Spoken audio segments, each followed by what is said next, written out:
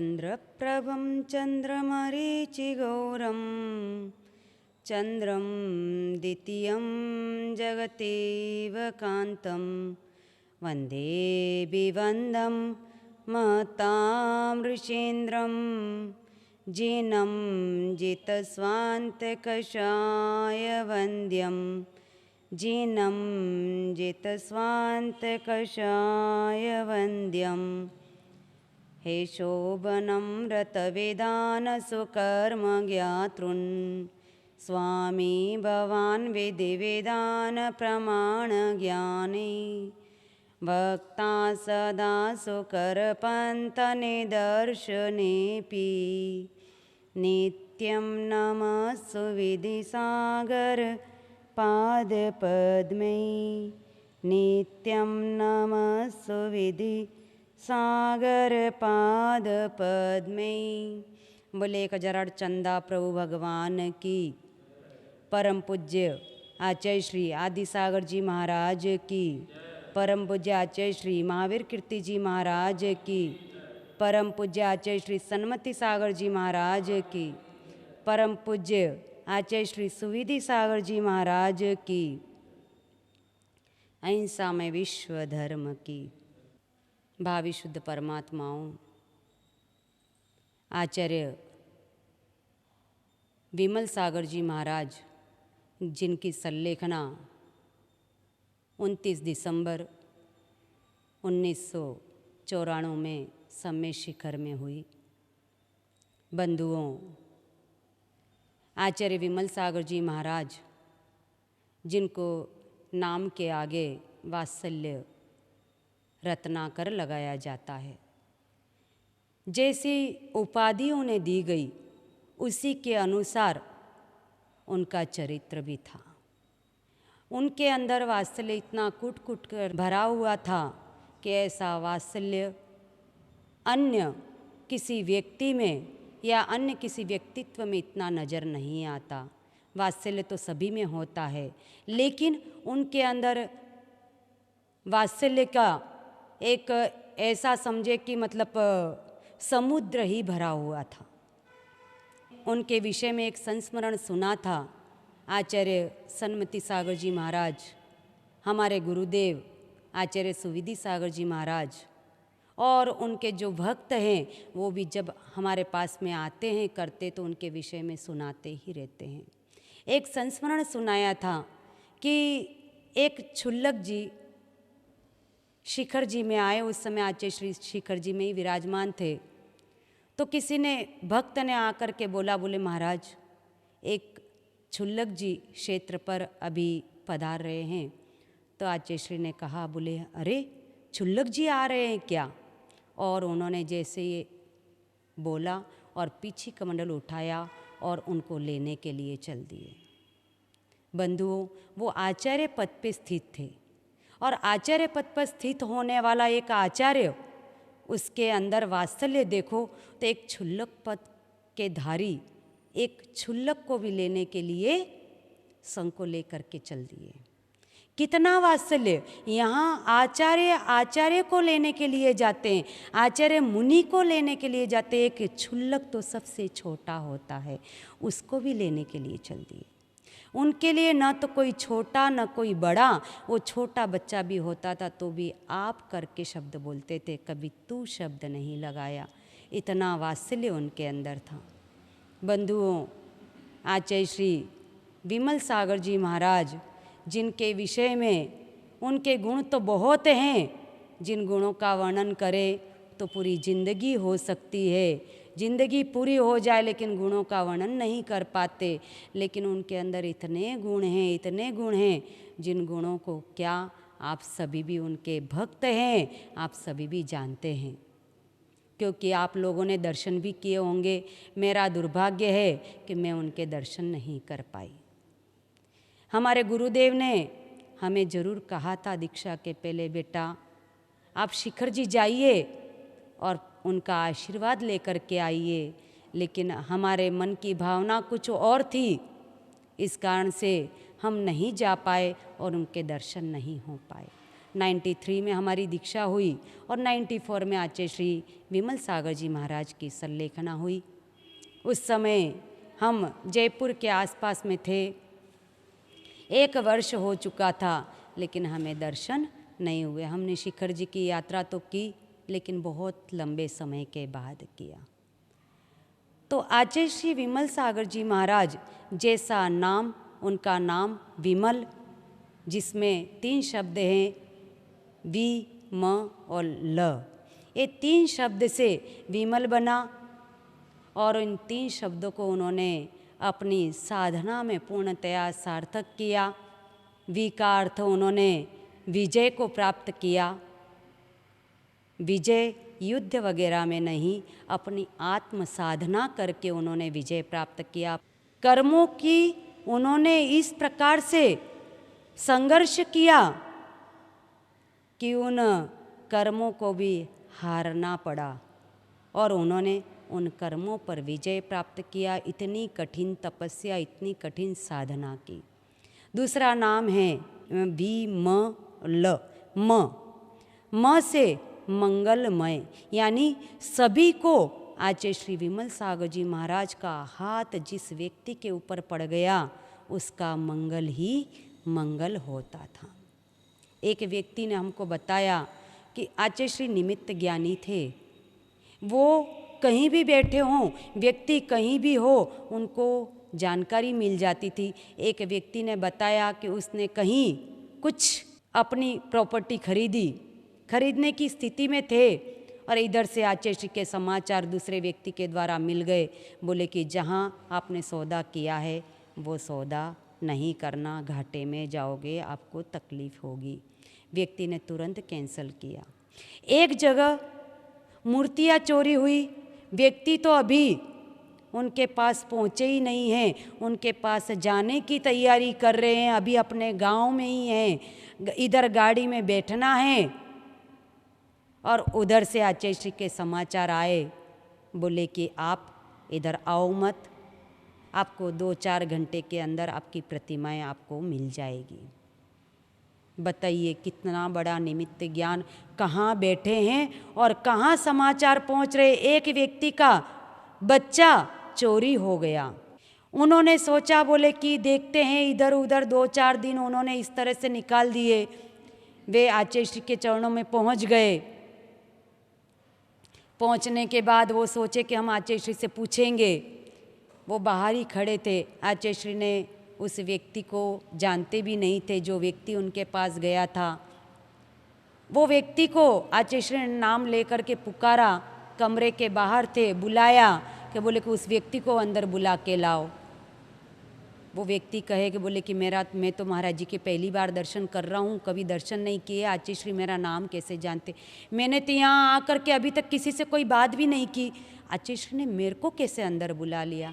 तो भी उसने सोचा, बोले ठीक है कोई बात नहीं, बोले चलते हैं। वो चल दिया अंदर और जैसे ही अंदर आचार्य श्री के सामने गया, हाथ जोड़े, आचार्य श्री ने बोले कि तुम्हारा बच्चा कहीं नहीं गया, तुम्हारे घर पे 7वें दिन पहुंच जाएगा। ये निमित्त ज्ञान। बंधुओं, आचार्य श्री के किसी भी विषय में यदि लिया जाए तो कहीं मतलब बोलते बोलते हम थक जाएंगे, हमारी जीवा थक जाएगी, लेकिन उनके गुणों की गुणगान पूर्ण नहीं हो पाएगा। बंधुओं, आचार्य श्री का समय शिखर में 28, 29 और 30 ये 3 दिन बहुत ही भव्य कार्यक्रम होने वाला है। जब आचार्य श्री की संलेखना हुई थी उससे पहले 3 दिन पहले आचार्य श्री ने बोल दिया था, बोले 29 तारीख को बहुत यहाँ पर भीड़ इकट्ठी होने वाली है। मतलब ये 3 दिन पहले ही आचार्य श्री ने बोल दिया, सभी संघ में सबको बता दिया, बोले 3 दिन बाद में यहाँ बहुत बड़ी भीड़ इकट्ठी होने वाली है। और वैसा ही अचानक आचार्य श्री की संलेखना भी हुई। ये सब निमित्त थे और आचार्य श्री निमित्त ज्ञानी थे। उन निमित्तों का ज्ञान वो सबको बताते थे, सबका उद्धार करते थे, सबका कल्याण करते थे। तो इन 3 दिन तक जो कार्यक्रम होना है उसमें सभी लोग अपना योगदान दें, सभी लोग सम्मिलित हों, सभी गांव-गांव, घर-घर और सभी नगर-नगर सभी लोग एकत्रित हो कर के आचार्य श्री की पुण्यतिथि मनाएं। 4:27 पर आचार्य श्री की संलेखना हुई थी। 27 को जोड़े तो 7 और 2 9 और 4 बजकर यानी 4 बजे तो 4, 2 और 7 मिला कर के 13 होते हैं। आचार्य श्री ने उन 13 चारित्र को पालन करके अंतिम समय में संलेखना को धारण किया और अपनी आत्मा का कल्याण किया। आचार्य श्री विमल सागर जी महाराज के चरणों में हमारे गुरुदेव जब ब्रह्मचारी अवस्था में थे तब वे गए थे। तब उनको बहुत अंतराय होती थी, तो आचार्य श्री के पास आकर के उन्होंने बोले गुरुदेव आज हमारी अंतराय हो गई। 1 दिन बोला, 2 दिन बोला, 3 दिन बोला, ऐसे लगभग 5-6 बार अंतराय हुई। तो आकर के आचार्य श्री के चरणों में बोला, तो आचार्य श्री ने क्या कहा, बोले अंतराय कैसे हो गई? बोले क्या करे गुरुदेव, शोधन किया, बाल निकल आया। तो बोले शोधन करके नहीं खाते क्या? शोधन करके पहले अपनी थाली अपने स्वयं, आप ब्रह्मचारी है, साधु नहीं है। साधु अपनी थाली का शोधन नहीं कर सकता, आप तो ब्रह्मचारी है, आप अपनी थाली शोधन कर सकते हैं। पहले अपनी थाली शोधन करो और उसके बाद में आप अपना भोजन शुरू करो। इतनी अच्छी शिक्षा देते थे। कोई भी व्यक्ति उनके चरणों में जाता है, कोई भी साधु उनके चरणों में जाता है तो इस प्रकार से उनको शिक्षा देते, सामने वाले को कटु भी नहीं लगता और सामने वाला सहजतया सीख लेता है। जब हम 2015 में शिखर जी गए थे तब वहाँ पर बहुत सारे साधु भी थे और आचार्य श्री के चरण छत्री के दर्शन भी करने को हमको मिले। वहीं चातुर्मास हम लोगों ने किया था। हम डेली जाते थे दर्शन करने के लिए और साधु भी कुछ ना कुछ विषय को छेड़ ही देते थे आचार्य श्री के विषय में। तब उन साधुओं ने भी बताया, बोले आचार्य श्री इतने नरम दिली, कभी किसी को ऊंची आवाज़ में नहीं बोला। और भरत सागर जी महाराज उनके साथी, उनके शिष्य ही थे। वो उनको कभी भी यदि कमरे से बाहर निकले तो भरत सागर जी को लिए बिना नहीं जाते थे। वो कहते चलो भरत जी, और भरत जी उड़ देते थे और उठ के उनके पीछे पीछे चल देते थे। कभी नहीं पूछते थे भरत सागर जी भी कहाँ जाना है, क्या करना है, किस प्रकार से कितनी देर के लिए बाहर जाना है, जंगल जाना है, लघु शंका जाना है या किसी मंदिर में दर्शन करने को जाना है, कभी नहीं। शिखर जी में सभी मंदिरों के दर्शन करते थे और अभिषेक भी करवाते थे। और उन्होंने घर घर जहाँ जहाँ गए वहाँ घर घर चैत्यालय बिठाए। यहाँ पर भी सैलम में अभी हमारा चातुर्मास चल रहा है, यहाँ सैलम में भी अजीत भैया, सुरेश जी, अरुण जी, ये भाई यहाँ हैं, उनके घर में भी चैत्यालय बिठाया हुआ है। आचार्य श्री के द्वारा ही, उनके उपदेश के द्वारा ही और विजयमती माता जी के द्वारा वहाँ पर उनके घर में चैत्यालय बैठा हुआ है, चैत्यालय बना हुआ है। बंधुओं, वे धर्म की अलख उन्होंने गांव गांव, नगर नगर, पूरे देश में, पूरे भारत में जगाई, पूरे भारत में भ्रमण किया और क्षेत्रों पे उन्होंने बहुत ज़्यादा चातुर्मास किए। क्षेत्रों का उद्धार उन्होंने किया। क्षेत्रों पर रह करके क्षेत्रों में लोगों को यात्रा कैसे करना और यात्रा क्यों करना, इस बात को भी लोगों को सिखाया। और उन्होंने छोटे से छोटे बच्चे, बड़े से बड़े व्यक्ति, सभी को जोड़ करके उन्होंने मोक्ष मार्ग में, धर्म मार्ग में लगाया। बहुत सारी दीक्षाएं भी दी और सभी को वात्सल्य, प्रेम आदि सब कुछ उन्होंने दे करके उनका उद्धार भी किया। एक बात और बंधुओं कि आचार्य विमल सागर जी महाराज सब में शिखर में विराजमान थे।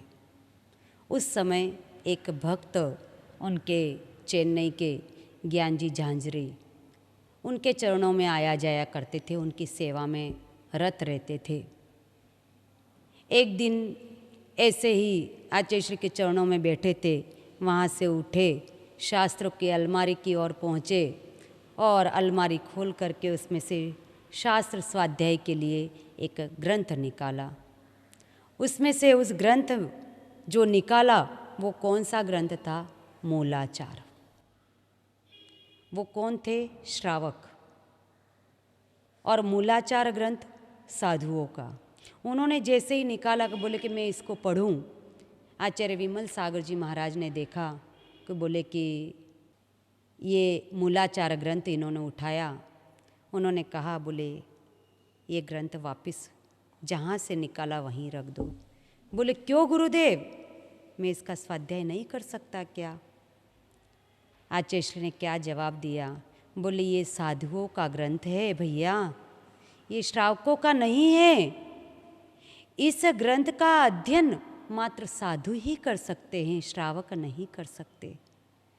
आप अपने जो आचरण के योग्य शास्त्र है उनका आप स्वाध्याय कीजिए, ये तो मात्र साधुओं के लिए रहने दीजिए ताकि साधु इसका अध्ययन करे और अपनी चर्या का पालन करे। कितनी बड़ी शिक्षा दी इन्होंने। उस व्यक्ति ने जब हमें बताया, हमें लगा कि क्या यदि ये व्यक्ति, यदि एक श्रावक साधुओं के आचरण के ग्रंथों को उठा ले और उसका अध्ययन करे तो क्या होगा। उन्होंने जब प्रश्न किया कि बोले गुरुदेव हम क्यों नहीं कर सकते इसका अध्ययन, तो आचार्य श्री ने क्या जवाब दिया? क्यों तुम इसलिए नहीं कर सकते क्योंकि तुम साधुओं की चर्या के ऊपर प्रश्न खड़े करोगे, तुम साधु की चर्या का पालन नहीं करने वाले, क्योंकि तुम श्रावक हो। श्रावक को श्रावक की चर्या का पालन करना होता है और साधु को साधु की चर्या का पालन करना होता है। इसलिए ये ग्रंथ तुम्हारे योग्य नहीं है, इसलिए इस ग्रंथ को रख दो और जो श्रावकों के योग्य ग्रंथ है उसमें से वह निकालो और उसका स्वाध्याय करो। इतनी बड़ी शिक्षा आचार्य श्री ने दी थी। और एक बात और है कि जब आचार्य विमल सागर जी महाराज से आचार्य सन्मति सागर जी महाराज ने दीक्षा ली और आरिका गणिनी आरिका विजयमती माता जी जिन्होंने विमल सागर जी महाराज से दीक्षा ली थी, दीक्षा के बाद बहुत कुछ अध्ययन किया आचार्य श्री के पास में। उसके बाद में उनकी इच्छा हुई कि हमें और आगे पढ़ना है और हमें अपने दादा गुरु महावीर कीर्ति महाराज के पास पढ़ाई करना है। जब आचार्य महावीर कीर्ति महाराज जी को मालूम पड़ा कि ये लोग मेरे पास पढ़ना चाहते हैं, तो आचार्य महावीर कीर्ति महाराज जी ने कहा बोले गुरु की आज्ञा होगी तो फिर हम पढ़ा सकते हैं। दोनों शिष्य अपने गुरुदेव के पास गए और गुरुदेव से जा कर के निवेदन करते हैं, बोले गुरुदेव हम और आगे पढ़ाई करना चाहते हैं और हम दादा गुरु जी के पास रह कर के पढ़ाई करना चाहते हैं, आप हमें आज्ञा दीजिए। यदि आप आज्ञा देंगे तो हमारी पढ़ाई हो जाएगी। आचार्य विमल सागर जी महाराज कितना कोमल हृदय और कितना सरल हृदय, उन्होंने कहा तुम पढ़ना चाहते हो, बहुत अच्छी बात है। और उन्होंने स्वीकृति दे दी दोनों शिष्यों को। बोले महावीर भगवान की जय।